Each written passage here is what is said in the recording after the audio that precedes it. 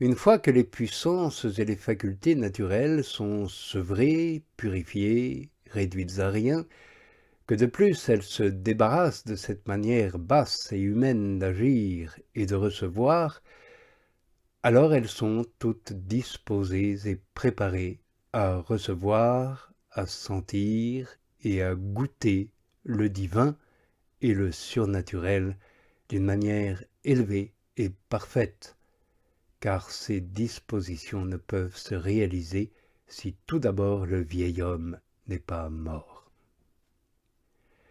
Voilà pourquoi tout ce qui est spirituel doit venir d'en haut et être communiqué par le Père des Lumières à notre libre arbitre et à notre volonté humaine.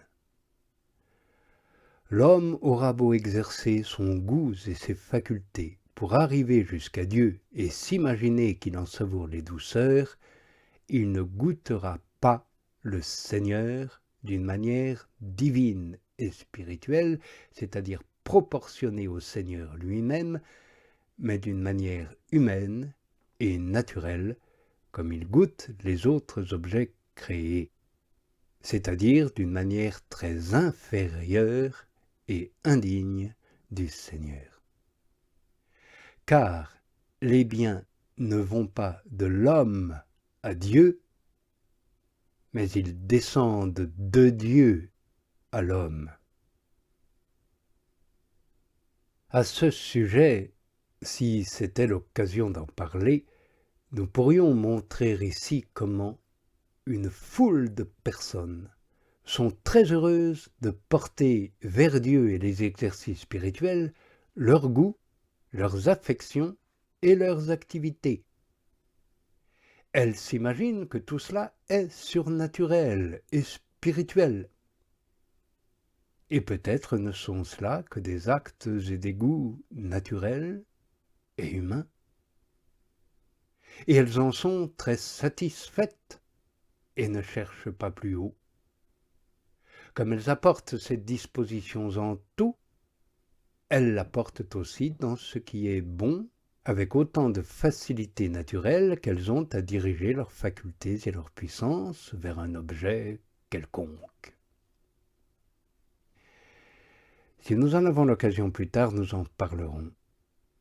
Nous donnerons certains signes, à l'aide desquels on pourra reconnaître quand les mouvements ou les actes intérieurs de l'âme dans ses rapports avec Dieu sont seulement naturels ou seulement spirituels, ou bien quand ils sont spirituels et naturels à la fois. Il suffit de savoir pour le moment que si les actes et les mouvements intérieurs de l'âme doivent arriver à être mus par Dieu d'une manière élevée et divine, il faut d'abord les endormir, les placer dans les ténèbres et apaiser leur partie naturelle jusqu'à ce que leur habileté et leur activité soient réduites à néant. Ainsi donc, ô âme spirituelle, quand vous verrez que vos convoitises sont dans les ténèbres, que vos affections sont dans la sécheresse et la contrainte, que vos puissances sont paralysées et incapables de tout exercice de la vie intérieure, ne vous en affligez pas, ne craignez pas, ne redoutez rien. Au contraire, regardez cet état comme une heureuse fortune. Dieu, en effet, vous délivre par là, peu à peu, de vous-même. Il vous enlève des mains vos possessions. Malgré le bon emploi que vous en auriez fait, vous n'agiriez pas aussi bien, aussi parfaitement et sûrement, à cause de leur impureté et de leur bassesse, que maintenant. Dieu, en effet, vous prend par la main. C'est lui qui vous conduit, comme on conduit un aveugle dans les ténèbres, vers un but et par un chemin que vous ignorez.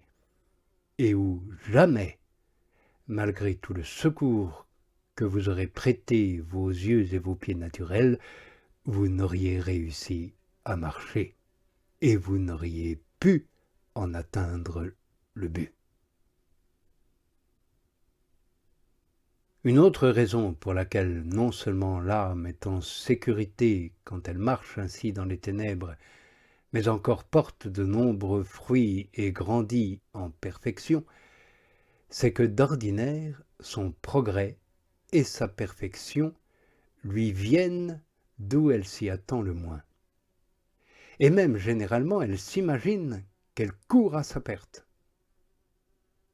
Et en effet, comme elle n'a pas l'expérience de cette nouveauté qui la fait sortir d'elle-même, qui l'éblouit, qui trouble sa première manière de procéder, elle s'imagine plutôt qu'elle est perdue, et non qu'elle réussit ou acquiert des vertus, car en réalité, elle se perd par rapport à ses connaissances et à ses goûts, et elle est conduite là où elle ne connaît rien, et où rien ne lui plaît de prime abord. Elle ressemble au voyageur qui s'en va par des régions inconnues sur lesquelles il n'a aucun renseignement. Ce voyageur ne se guide pas d'après ses connaissances précédentes, mais d'après des doutes ou des renseignements étrangers. Évidemment, il ne pourra parvenir à ce nouveau pays, ni savoir plus qu'il ne savait d'abord, si ce n'est en passant par des chemins nouveaux qu'il n'a jamais connus et en laissant ceux qu'il connaît. Il en est absolument de même pour celui qui cherche à se perfectionner dans un métier ou dans un art. Il va toujours à tâtons. Il ne se sert plus de ses connaissances précédentes parce que s'il ne les négligeait pas, il n'avancerait jamais ou ne réaliserait aucun progrès. Ainsi en est-il de l'âme. Plus elle progresse, plus aussi elle pénètre dans les ténèbres sans savoir où elle va. Voilà pourquoi, comme nous l'avons dit, Dieu est en cet état le maître et le guide de cet aveugle qui est l'âme. Et maintenant qu'elle comprend bien cette vérité, elle peut bien se réjouir et dire « J'étais dans les ténèbres et en sûreté ». Un autre motif pour lequel l'âme est en sûreté en marchant au milieu de ces ténèbres, c'est qu'elle y a souffert.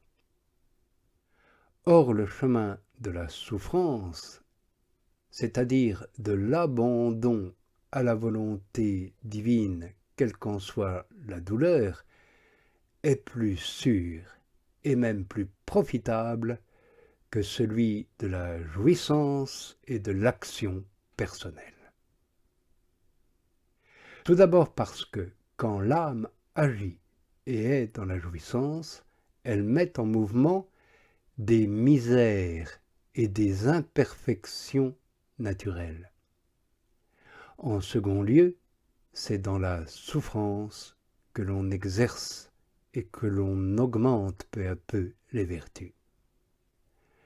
C'est alors aussi que l'âme se purifie et grandit en sagesse et en prudence.